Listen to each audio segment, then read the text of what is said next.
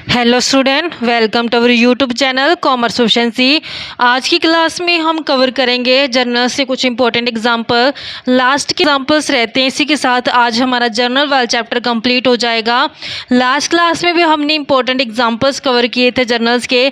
अगर अभी तक आपने लास्ट क्लास ही नहीं देखी, देखे ताकि आपकी स्टडी में कंसिस्टेंसी बनी रहे। अगर अभी तक आपने मेरे यूट्यूब चैनल कॉमर्स प्रोफिशिएंसी को सब्सक्राइब नहीं किया, सब्सक्राइब कीजिए और बेल आइकन जरूर प्रेस कीजिए ताकि जब भी मैं न्यू वीडियोस अपलोड करूं सबसे पहले नोटिफिकेशन आपके पास जाए, आप वीडियोस को सबसे पहले देखें और आपकी स्टडी बूस्टअप हो। स्टेटमेंट कवर करते एग्जाम्पल की, रिसीव किया order for goods for 1,20,000 from MS Gauri Shankar and sons. तो यहाँ पे जो ऑर्डर रिसीव हुआ है बच्चों, तो यहाँ पे जो ट्रांजेक्शन रिकॉर्ड नहीं कर पाएंगे क्योंकि यहाँ पे जो ऑर्डर मिला है सिर्फ कोई भी सेल या परचेज जैसी कोई भी ट्रांजेक्शन नहीं हुई है। इस कारण से हम इस ट्रांजेक्शन को रिकॉर्ड नहीं कर पाएंगे क्योंकि सिर्फ ऑर्डर रिसीव हुआ है, अभी तक के जो सेल नहीं की गई है गुड्स। नेक्स्ट कहते हैं receive order for goods from MS Ranbir and company. तो यहाँ पे ऑर्डर रिसीव हुआ है MS रणबीर एंड कंपनी से 5 लाख रुपये का along with a cheque for 1,80,000 as advance. तो यहाँ पे ऑर्डर मिला है 5 लाख रुपए का, लेकिन एडवांस में 1,80,000 रुपये जो मिल गए हैं। तो यहाँ पे जो एडवांस पेमेंट रिसीव हो चुकी है उसकी ट्रांजेक्शन हम जरूर रिकॉर्ड करेंगे। तो रिसीव हुई है पेमेंट यहाँ पे एडवांस में 1,80,000। तो जो ये हमारे पास ट्रांजेक्शन से ये चेक के थ्रू रिसीव हुई है, चेक मतलब कि बैंक का इन्वॉल्वमेंट किया गया है, तो यहाँ पे डेबिट किया जाएगा बैंक अकाउंट को, क्योंकि जब भी यहाँ पे एडवांस में रिसीवमेंट होती है तो कंपनी के पॉइंट ऑफ व्यू जब हम ट्रांजेक्शन्स को रिकॉर्ड करते हैं तो डेबिट किया जाएगा। बैंक आर्टिफिशियल पर्सनल अकाउंट के अंदर कवर की जाती है। पर्सनल अकाउंट का रूल कहता है डेबिट द रिसीवर, जो रिसीव करता है उसको डेबिट करते हैं। तो यहाँ पे जब ट्रांजेक्शन्स को रिकॉर्ड किया जाएगा बैंक अकाउंट डेबिट हो जाएगा। एडवांस किससे मिला है? मिस्टर रणवीर एंड कंपनी से। तो यहाँ पे मिस्टर रणवीर एंड कंपनी है जो ये कवर की जाती है आर्टिफिशियल पर्सनल अकाउंट के अंदर। तो पर्सनल अकाउंट का रूल कहता है क्रेडिट द गिवर, जो देता है उसको क्रेडिट करते हैं। तो यहाँ पे देने वाली पार्टी कौन है? MS Ranbir and company. तो MS रणबीर एंड कंपनी को क्रेडिट कर दिया जाएगा। बैंक अकाउंट को डेबिट किया जाएगा। तो यहाँ पे हमने बैंक अकाउंट डेबिट कर दिया। तो जो पार्टी है MS Ranbir and company, MS Ranbir and company को यहाँ पे क्रेडिट कर दिया जाएगा। एडवांस में 1,80,000 रिसीव हुए हैं, 1,80,000 को रिकॉर्ड कर लिया गया है। नेक्स्ट कहता है place order for goods with MS Kohli and sons 2,50,000। यहाँ पे ऑर्डर दिया गया है, इस केस में तो रिसीव हुआ था लेकिन यहाँ पे ऑर्डर दिया है, यानी कि परचेज करना है कंपनी ने गुड्स को। तो कहते हैं कि ऑर्डर दिया गया है MS कोहली एंड सन्स को 2,50,000 का और पेमेंट की गई है 1 लाख की चेक के थ्रू एडवांस से पेमेंट कर दी है। तो यहाँ पे जब पेमेंट की गई है चेक के थ्रू, तो यानी कि बैंक इन्वॉल्वमेंट किया गया है, तो यहाँ पे जो एडवांस में 1 लाख की पेमेंट की गई है तो उसको रिकॉर्ड किया जाएगा, क्योंकि ऑर्डर की अमाउंट को तो हम रिकॉर्ड नहीं कर सकते, लेकिन जो एडवांस में पेमेंट कर दी गई है 1 लाख की उसको जरूर रिकॉर्ड करेंगे। तो यहाँ पे MS कोहली एंड सन्स जो कंपनी है ये आर्टिफिशियल पर्सनल अकाउंट के अंदर कवर की जाती है। पर्सनल अकाउंट का रूल कहता है डेबिट द रिसीवर, जो रिसीव करेगा उसको डेबिट करेंगे। इस केस में MS Kohli and sons receiver है, इस कारण से कोहली एंड सन्स को हमने क्या कर देना है? डेबिट कर देना है, क्योंकि ये रिसीवर है। अब सेकेंडली कि जो पेमेंट की गई है वो चेक के थ्रू की गई, यानी कि बैंक इन्वॉल्वमेंट किया गया है, तो 2 में बैंक अकाउंट को क्रेडिट कर दिया जाएगा। बैंक भी आर्टिफिशियल पर्सनल अकाउंट के अंदर कवर किया जाता है। रूल कहता है क्रेडिट द गिवर, जो देता है उसको क्रेडिट कर देते हैं। बैंक द्वारा पेमेंट की गई है तो बैंक दे रही है, इस कारण से यहाँ पे बैंक अकाउंट को क्रेडिट कर दिया गया है।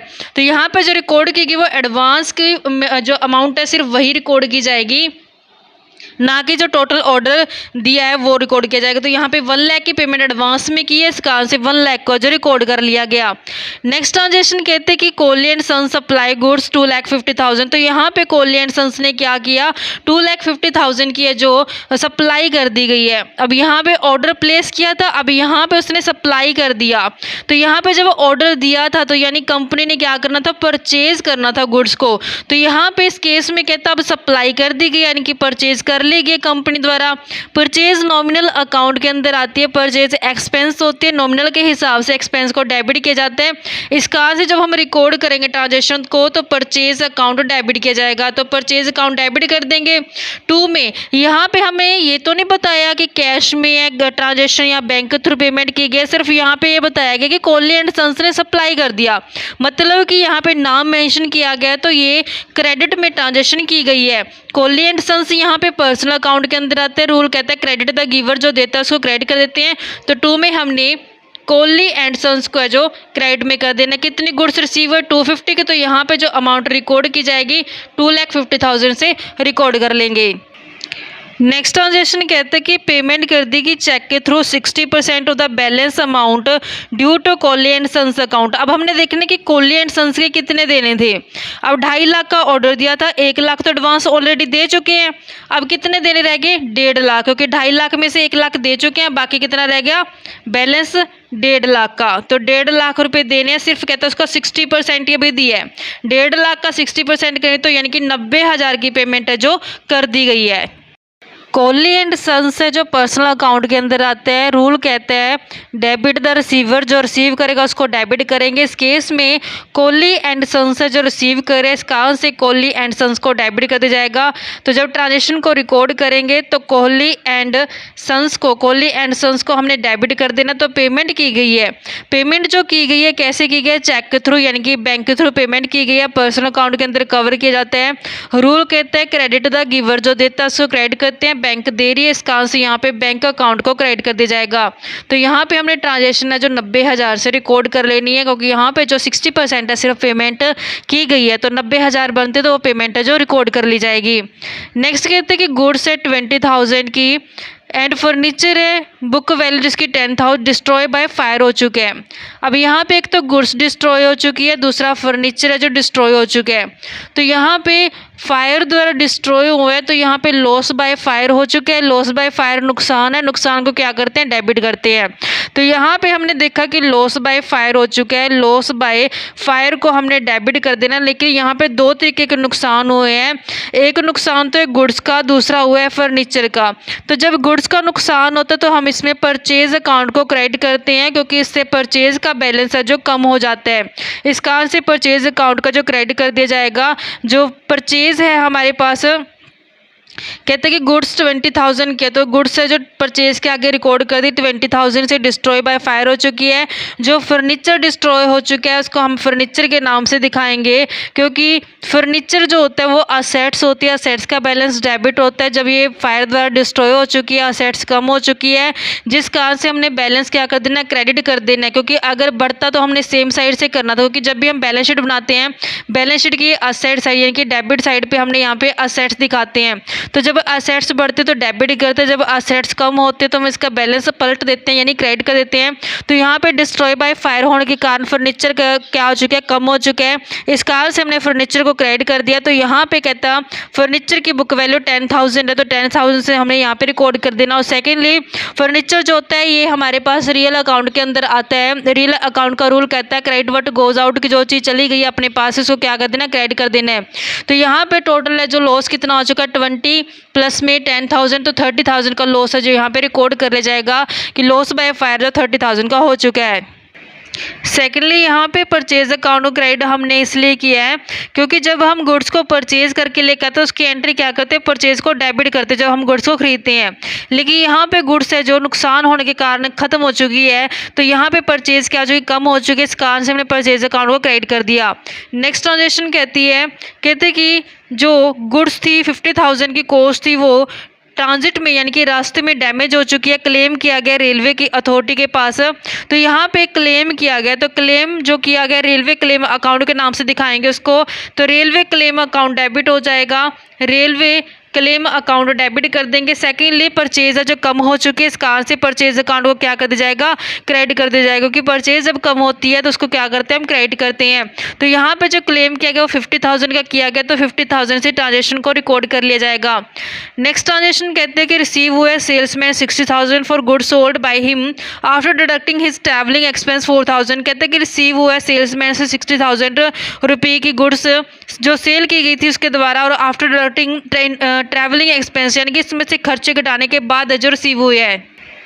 जब पैसा रिसीव होता है उसको हम डेबिट कर दें, तो यहाँ पे कैश रिसीव हो रही है तो कैश अकाउंट को डेबिट कर देंगे। कैश रियल अकाउंट के अंदर आती है। रूल कहते हैं डेबिट व्हाट कम्स इन, जो चीज़ आती है उसको डेबिट करते हैं। इस कारण से कैश अकाउंट को डेबिट कर दिया जाएगा।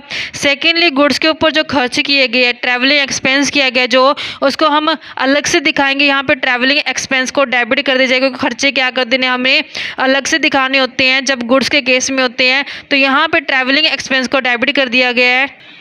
जो ये अमाउंट रिसीव हुई है सेल्स से हुई है, तो 2 में हमने सेल्स अकाउंट को दिखा देना है क्योंकि सेल्स हमारे पास नॉमिनल अकाउंट के अंदर आती है। नॉमिनल अकाउंट का रूल कहता है इनकम को क्रेडिट करते हैं, इस कारण से हमने सेल्स अकाउंट का जो क्रेडिट कर दिया गया है। तो हम कैसे रिकॉर्ड करेंगे, हम देखते हैं कि टोटल है जो सेल कितने की गई है। जो टोटल सेल की गई है वो 60,000 की है। जो रिसीव हुए है कहता है उसमें से डिडक्ट करने के बाद ट्रैवलिंग एक्सपेंस 4,000 है जो रिसीव हुए हैं। यानी कि कहते हैं कि रिसीव हुए 60,000 यानी कि कैश कितना है 60,000, तो हमने कैश के आगे कितना दिखा देना है 60,000। कहते हैं कि इसमें जो खर्चे डिडक्ट किए गए, खर्चे कितने 4,000 के, तो यानी कि 4,000 के खर्चे घटाए हुए, तो टोटल सेल कितने की गई होगी फिर 64,000 की, क्योंकि जब 64,000 की सेल की गई होगी इसमें से 4,000 घटाने के बाद ही तभी 60,000 बनते हैं। कहते हैं कि 60,000 जो मिले हैं ना उसमें से खर्चे घटे हुए हैं, मतलब कि जो 60,000 है इसमें से ये खर्चे क्या घटे हुए हैं, तो टोटल फिर सेल कितने की होगी 64,000 की। इस कारण से सेल्स के आगे हमने 64,000 को रिकॉर्ड कर लिया है। नेक्स्ट ट्रांजेक्शन कहते हैं कि गुड सेल की गई विशेष कॉस्टिंग है उसकी 40,000 की, प्रॉफिट है 25%, अलाउ किया गया 10% ट्रेड डिस्काउंट और पेमेंट की गई कार्टेज की 1,000 to be charge from him, यानी कि हमने जो कस्टमर है उसी से जो चार्ज किया गया खर्चा। अब सबसे पहले देखते हैं गुड्स की कॉस्टिंग कितनी है 40,000, तो सबसे पहले हमने कॉस्ट लेनी है। कॉस्ट कितनी है 40,000, कॉस्ट प्लस करते हैं इसके अंदर प्रॉफिट, तो हमने प्रॉफिट देखा कि कितना है 25%। 40,000 का 25% करेंगे तो 10,000 बनता है, 10,000 प्रॉफिट। कॉस्ट प्लस प्रॉफिट करके सेल प्राइस आता है, यानी कि सेल प्राइस कितना होगा 50,000। फिर इसमें से माइनस किया था ट्रेड डिस्काउंट को। कहते हैं कि जो यहाँ पे ट्रेड डिस्काउंट 10% अलो किया गया है। 50,000 का 10% करेंगे 5,000, माइनस करना है तो 45,000 है जो सेल की गई है। इस पूरे ट्रांजैक्शन के अंदर हमें ये मेंशन नहीं किया गया कि जो सेल की गई है वो कैश में या फिर बैंक में है, क्योंकि इसने कहा कि गुड सेल कर दी विशेष को, कॉस्टिंग थी 40,000, प्रॉफिट है 25% और लो कर दिया डिस्काउंट उसके ऊपर 10%। तो यहाँ पे सेल्स के बारे में बताया नहीं कैश में या फिर बैंक में, तो हम ये क्या माने कि उधार में सेल की गई है। तो जब उधार में सेल की जाती है तो ये विशेष जो पर्सनल अकाउंट के अंदर आता है। पर्सनल अकाउंट का रूल कहते हैं डेबिट द रिसीवर, यानी कि विशेष यहाँ पे रिसीव करे तो विशेष को क्या कर दिया जाएगा डेबिट कर दिया जाएगा, तो विशेष डेबिट हो जाएगा 2 में। तो जो सेल्स की गई है सेल्स नॉमिनल अकाउंट के अंदर कवर की जाती है। नॉमिनल अकाउंट का रूल कहता है कि इनकम को क्रेडिट करते, इस कारण से सेल्स को हमने क्रेडिट कर दिया। लेकिन ये कहते हैं कि जो खर्चे थे पेमेंट कर दी गई उस खर्चों की 1,000, लेकिन जो ये खर्चा ये कंपनी ने पे नहीं किया, किससे चार्ज किया कि हिम का मतलब है कि विशेष से चार्ज किया गया। तो यहाँ पे इस खर्चे की पेमेंट की गई है तो 2 में क्या दिखाया जाएगा कैश अकाउंट दिखाया जाएगा। तो यहाँ पे हमने देखा कि जो सेल है कितने की है 45,000 की, तो 45,000 सेल के दिखा दिए। 1,000 के जो कैश पेमेंट की गई, टोटल विशेष के कितने दिखाए जाएंगे यहाँ पे 46,000 है जो अपने विशेष अकाउंट के आगे दिखाई दिए जाएंगे। रिसीव किया गया चेक 40,000 का रेलवे अथॉरिटी से full settlement of claim for damage in transit. तो यहाँ पे जो हमने क्लेम की एंट्री रिकॉर्ड की थी कि रेलवे अथॉरिटी के पास क्लेम किया गया था कि जो गुड्स रास्ते में डैमेज की गई है उसके लिए क्लेम दो। तो यहाँ पे 50,000 में सिर्फ कितना 40,000 मिले हैं, तो 10,000 का तो क्या हो चुका है लॉस हो चुका है। तो जब यहाँ पे 40,000 मिल चुके हैं तो ये चेक के थ्रू पेमेंट हुई है, तो यानी कि बैंक के जो मिलेगी कंपनी को तो बैंक अकाउंट डेबिट कर दिया जाएगा, क्योंकि यहाँ पे बैंक शामिल की गई चेक के थ्रू पेमेंट होने के कारण, क्योंकि बैंक पर्सनल अकाउंट के अंदर आते हैं। पर्सनल अकाउंट का रूल कहता है डेबिट द रिसीवर, तो यहाँ पे बैंक के अंदर पैसा मतलब कि ट्रांजेक्शन की गई, इस कारण से बैंक अकाउंट को डेबिट कर दिया गया। सेकेंडली जो हमने देखा कि जो ये पैसा मिला है किस चीज़ का मिला है, क्लेम का मिला है। तो जब हमने ये ट्रांजेक्शन रिकॉर्ड की तो उस केस में हमने क्लेम को क्या किया था डेबिट किया था, जैसे कि हमने यहाँ पे ट्रांजेक्शन रिकॉर्ड करके दिखाई थी आपको कि रेलवे जो क्लेम अकाउंट को डेबिट किया गया था। तो जब हमारे पास ये अकाउंट सेटल किया गया है तो इस अकाउंट को हमने हमने कैंसिल करना, डेबिट है तो यहाँ पे क्या करें, इसको क्रेडिट कर देंगे। तो 2 में क्या दिखाया जाएगा, यहाँ पे रेलवे क्लेम के नाम से हमने इसको क्रेडिट कर देना है। 2 में रेलवे क्लेम के नाम से इसको दिखा देंगे कि क्लेम किया गया था 50,000 से, क्योंकि 50,000 की यहाँ पे जो गुड्स थी वो खराब कर दी गई थी रास्ते में, लेकिन क्लेम के जो पैसे मिले सिर्फ 40,000, यानी कि पैसा कितना मिला 40,000। तो कितना नहीं मिला 10,000। ये नुकसान हो चुके हैं। ये नुकसान की जो भरपाई है ये प्रॉफिट एंड लॉस अकाउंट में दिखाकर की जाएगी, यानी कि प्रॉफिट एंड लॉस अकाउंट के नाम से दिखाई जाएगी जो क्लेम है रिसीव नहीं हुआ, जो नुकसान हो चुका है कंपनी को। तो इस तरीके से हमारे पास एग्जाम्पल बनता था। नेक्स्ट एग्जाम्पल कवर करते हैं। स्टेटमेंट कहते हैं कि जर्नल एंट्री है, तो यहाँ पे हमने नरेशन के हिसाब से फिल करनी है। जैसे कि सबसे पहले नरेशन गिवन है कि गुड्स का लिस्ट प्राइस 8,000 है, परचेज की गई है, यानी कि जो 8,000 की गुड्स क्या परचेज की गई है, 20% ट्रेड डिस्काउंट है और 5% कैश डिस्काउंट है। कैश डिस्काउंट भी गिवन है, मतलब कि पेमेंट कर दी गई है कैश के अंदर, और डिस्काउंट है जो रिसीव किया जा चुका है। तो यहाँ पे ट्रांजेक्शन किस चीज़ की, परचेज की। हम जानते हैं कि जो परचेज होती है बच्चों ये नॉमिनल अकाउंट के अंदर आती है, खर्चा मानते हैं इसको। नॉमिनल अकाउंट के हिसाब से हमने परचेज अकाउंट को क्या करना होता है, डेबिट करना होता है। तो जब यहाँ पे हम ट्रांजेक्शन को रिकॉर्ड करेंगे तो कैसे करेंगे, परचेज अकाउंट डेबिट हो जाएगा। तो यहाँ पे कैश डिस्काउंट मिला तो मतलब कि पेमेंट कैश में की गई तो कैश आ जाएगी, और 2 में डिस्काउंट रिसीव किया जाएगा, क्योंकि यहाँ पे जो 5% कैश डिस्काउंट का दिखाया हुआ अमाउंट। तो जब हम इसको रिकॉर्ड करेंगे, परचेज है तो परचेज अकाउंट को क्या कर दिया जाएगा, डेबिट कर दिया जाएगा। तो एंट्री क्या करेंगे, परचेज अकाउंट डेबिट। तो यहाँ पे इसकी पेमेंट की गई है, यानी कि कैश जो पेमेंट की गई है, तो 2 में कैश आ जाएगा। सेकेंडली डिस्काउंट है जो यहाँ पे पेमेंट करते समय डिस्काउंट रिसीव होता है, तो 2 में डिस्काउंट रिसीव के नाम से दिखा देंगे। अब कितना परचेज किया गया, यहाँ पे कहता है लिस्ट प्राइस है 8,000, उसका 20% तो ट्रेड डिस्काउंट हो गया।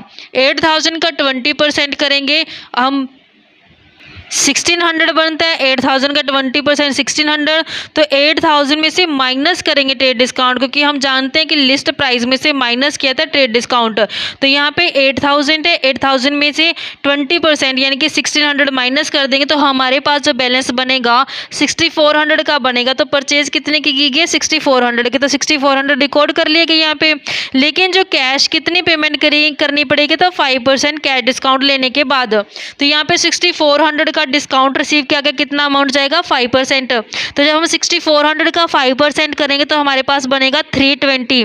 तो हम देखते हैं कि 6,400 देने थे, उसमें से 320 का डिस्काउंट मिल गया, माइनस करके पेमेंट कितनी की जाएगी 6,080 से जो कैश चली जाएगी। तो कैश के आगे हमने कितना दिखा देना है 6,080 रुपये जो रिकॉर्ड कर ले जाएंगे। नेक्स्ट ट्रांजेक्शन कहते हैं गुड्स की कॉस्ट है 15,000, सोल्ड की गई है at a profit 33.13% on cost का। तो यहाँ पे ये ट्रांजेक्शन किससे रिगार्डिंग है, सेल्स के रिगार्डिंग है। तो जब सेल की जाती है तो उस केस में कैश रिसीव होते हैं, कैश हमारे पास रियल अकाउंट के अंदर आती है। रूल कहते हैं डेबिट व्हाट कम्स इन, जो चीज़ आती है उसको डेबिट करते हैं। सेल करने से कैश रिसीव हो रही है तो यहाँ पे कैश अकाउंट को डेबिट कर दिया जाएगा, तो कैश अकाउंट डेबिट हो जाएगी। और 2 में एक किस चीज़ की ट्रांजेक्शन है, सेल्स की, तो 2 में सेल्स अकाउंट दिखा देंगे, क्योंकि सेल्स जो होती है ये हमारे पास नॉमिनल अकाउंट के अंदर आती है। रूल कहते हैं इनकम को क्रेडिट करना होता है, इस कारण से सेल्स अकाउंट को क्रेडिट कर दिया जाएगा। तो हमने देखा कॉस्ट प्लस प्रॉफिट करके सेल प्राइस आता है। कॉस्ट 15,000 है, 15,000 का 33 1/3% करेंगे तो हमने ये 1/3 बन जाते हैं। 15,000 का 1/3 करेंगे 5,000 आएगा। कॉस्ट प्लस प्रॉफिट 15,000 प्लस में 5,000 करेंगे तो सेल्स कितने की हो चुके हैं 20,000 की। तो यहाँ पे ट्रांजेक्शन कितने की रिकॉर्ड की जाएगी 20,000 से ट्रांजेक्शन जो रिकॉर्ड कर ली जाएगी। नेक्स्ट ट्रांजेक्शन कहती है कि गुड्स कॉस्टिंग है 4,000 डिस्ट्रॉय बाय फायर हो चुकी है, यानी कि आग लगने के कारण गुड्स है जो जल के राख हो चुकी है, नुकसान हो चुके हैं। तो यहाँ पे लॉस बाय फायर नुकसान है, नुकसान को क्या किया था डेबिट किया था, तो लॉस बाय फायर को क्या करेंगे डेबिट कर देंगे, लॉस बाय फायर डेबिट हो जाएगा। सेकेंडली जो गुड्स डिस्ट्रॉय हो चुकी है यानी कि परचेज अकाउंट क्या हो चुकी है कम हो चुकी है, तो परचेज अकाउंट को क्या किया जाए क्रेडिट किया जाएगा। तो यहाँ पे ट्रांजेक्शन कैसे रिकॉर्ड की जाएगी, परचेज अकाउंट को क्रेडिट कर देंगे, क्योंकि जब गुड्स को परचेज किया तो उस टाइम पे हमने परचेज अकाउंट को क्या करते हैं डेबिट करके दिखाते हैं। जब ये डिस्ट्रॉय बाय फायर हो चुके नुकसान हो चुका है जिससे परचेज का बैलेंस कम हो चुका है, इस कारण से इसको परचेज अकाउंट को हमने क्रेडिट कर दिया। तो यहाँ पे जो ट्रांजेक्शन रिकॉर्ड की जाएगी 4,000 से जो रिकॉर्ड कर ली जाएगी। नेक्स्ट कहते हैं प्लांट परचेज किए गए 1 लाख रुपये का और इंस्टॉलेशन चार्जेस किए गए हैं 2,000 के। अब यहाँ पे जो प्लांट परचेज किए गए बच्चे फिक्स्ड असेट्स होती है, कैपिटल नेचर की होती है। जो कैपिटल नेचर का खर्चा होता है वो हमने बीच में इसके प्लांट अकाउंट के दिखाना होता है, अलग से खर्चों को नहीं दिखाते जब ये कैपिटल नेचर का एक्सपेंडिचर किया जाता है। तो यहाँ पे जो प्लांट है वो फिक्स्ड असेट्स के अंदर आती है, कैपिटल खर्चा होता है ये 1 लाख जो इसकी खर्च किया गया प्लांट को खरीदने के ऊपर, जो उसका खर्च है इंस्टॉलेशन का 2000, तो वो भी इसके अंदर ही ऐड करके दिखाया जाएगा। तो यहाँ पे हम देखते हैं कि जो प्लांट है, प्लांट रियल असेट के रियल अकाउंट के अंदर आते हैं। रूल कहता है debit word comes in, plant है जो बिजनेस में आ रहा है, इस कारण से प्लांट को क्या कर दिया जाएगा, डेबिट कर दिया जाएगा। तो एंट्री जब रिकॉर्ड करेंगे तो प्लांट अकाउंट डेबिट कर दिया जाएगा। तो यहाँ पे जो पेमेंट की गई है तो उस केस में कैश जा रहा है, कैश रियल अकाउंट के हिसाब से हमने क्रेडिट वर्ड गोज आउट करके दिखाना है, यानी कि कैश जा रहा है, इस कारण से क्रेडिट कर देंगे। तो जो अमाउंट रिकॉर्ड की जाएगी वो 1 लाख प्लस में 2000, यानी कि 1 लाख 2000 रिकॉर्ड की जाएगी। ऐड करने के बाद खर्चे को हमने अलग से नहीं दिखाना है, क्योंकि कैपिटल नेचर के एक्सपेंडिचर्स होते हैं, इस कारण से हमने प्लांट अकाउंट के अंदर ये खर्चों को डेबिट करके दिखा दिया है। नेक्स्ट ट्रांजेक्शन कहती है 40 पैसा पर रुपी रिसीव हुआ from state of Mohan on his insolvency. तो कहते हैं कि मोहन से जो पैसे लेने थे उसमें सिर्फ 40 पैसा पर रुपी ही रिसीव हुआ है। तो यहाँ पे हम जानते हैं कि 100 पैसे को जोड़ के 100 पैसे को जोड़ के 1 रुपया बनता है। 100 पैसे को जब हम जोड़ते हैं तो उससे 1 रुपया बनता है।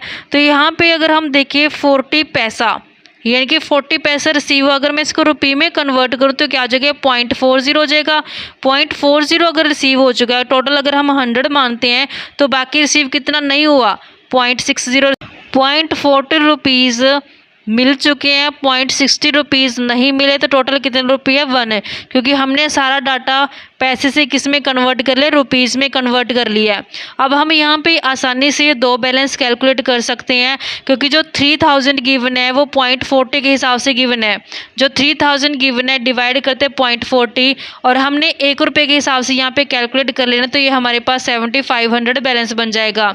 ऐसे जो ये बैड डेट का बैलेंस है वो भी कैलकुलेट कर सकते हैं हम डिवाइड करके, या फिर 7500 में से माइनस कर दो 3000, तो हमारे पास 4500 है जो बैलेंस आएगा।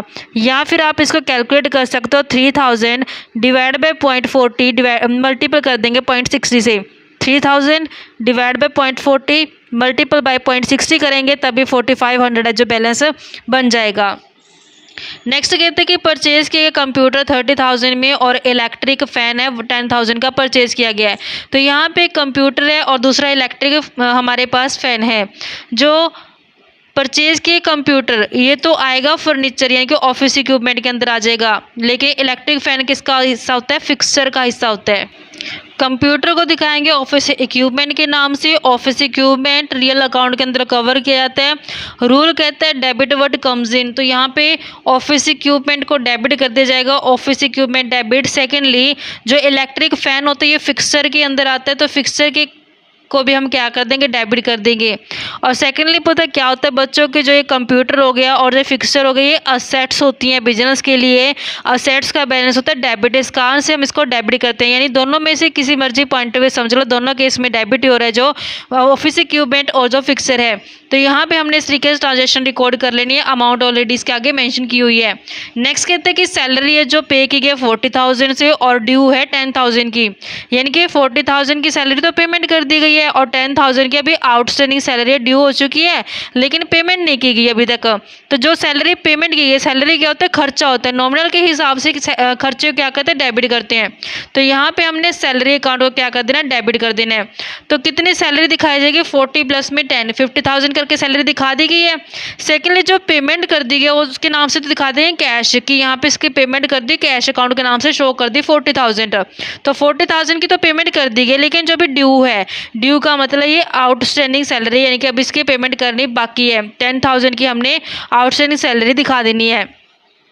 कैश अकाउंट को क्रेडिट इसलिए किया गया क्योंकि कैश अकाउंट रियल अकाउंट के अंदर आता है। रियल अकाउंट का रूल कहता है credit what goes out, cash की पेमेंट कर रहे हैं, कैश जा रहा है, इस कारण से कैश को क्रेडिट कर देंगे। सेकेंडली आउटस्टैंडिंग सैलरी जो होती है, एक तो रिप्रेजेंटेटिव पर्सनल अकाउंट के अंदर आती है, ये बताती है कि जो सैलरी अभी एम्प्लॉयज़ की पे करनी बाकी है। और सेकेंडली जो आउटस्टैंडिंग सैलरी होती है लाइबिलिटी होती है, क्योंकि कंपनी को पे करनी पड़ेगी, अभी तक पेमेंट इसकी नहीं की गई है, लाइबिलिटी का बैलेंस क्रेडिट होता है, इस कारण से आउटस्टैंडिंग सैलरी को क्रेडिट किया जाता है। इस तरीके से बच्चों हमारे पास एग्जाम्पल बनता था। आई होप कि आपको क्लियर हो गया होगा। ऐसे ही रेगुलर क्लासेस के लिए आप मेरे यूट्यूब चैनल कॉमर्स एफिशिएंसी को सब्सक्राइब, लाइक और शेयर करें। नेक्स्ट क्लास में मिलेंगे एक नए चैप्टर के साथ।